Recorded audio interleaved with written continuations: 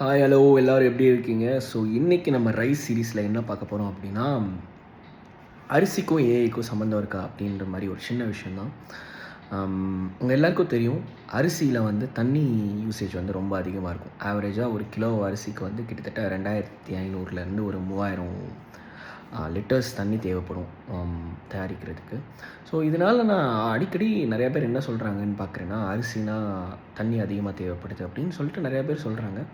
ஆனால் எனக்கு என்ன புரியல அப்படின்னா, இந்த மாதிரி சொல்கிறாங்க, பட் ஆனால் அவங்க ஏஐலாம் யூஸ் பண்ணுறாங்க. ஸோ ஒவ்வொருத்தரையும் நம்ம கூகுள் சர்ச் பண்ணும்போதோ, இல்லை வீடியோஸ் பார்க்கும்போதோ, இல்லை சாட்ஜிபிட்டிட்ட கேட்கும்போதோ, அதுவும் லைக் தண்ணி யூஸ் பண்ணுதுன்னு சொன்னால் நம்ப முடியுதா? ஆமாம்.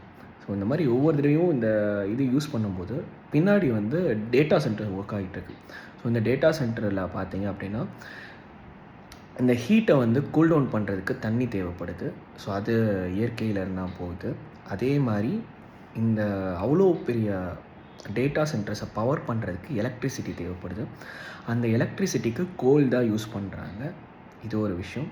அண்ட் அவ்வளோ ஒரு வாஸ்ட்டாக ஒரு லேண்ட் தேவைப்படுதுங்க. ஸோ இந்த மாதிரி நம்ம யூஸ் பண்ணுற ஒவ்வொரு கூகுள் சர்ச்சுக்கோ இல்லை சாட்ஜிபிட்டிக்கோ தண்ணி தேவைப்படுது, கோல் தேவைப்படுது, லேண்ட் தேவைப்படுது. ஸோ இந்த மாதிரி யாராவது அடுத்து இந்த மாதிரி அரிசிக்கு மட்டும் தண்ணி தேவைப்படுது அப்படின்னு சொல்லும்போது, ஸோ அவங்கக்கிட்ட இதையும் சொல்லுங்கள். அதுக்காக நான் அரிசி தான் தேவை, இது தேவையில்லைன்னு சொல்ல. அரிசியும் தேவை, ஏஐயும் தேவை, எல்லாமே தேவை. ஸோ அதனால் நம்ம அதை மைண்ட்ஃபுல்லாக ரொம்ப கான்ஷியஸாக நம்ம தண்ணியை யூஸ் பண்ணாலே போதும் அப்படின்னு நினைக்கிறேன். டாடா பாய்.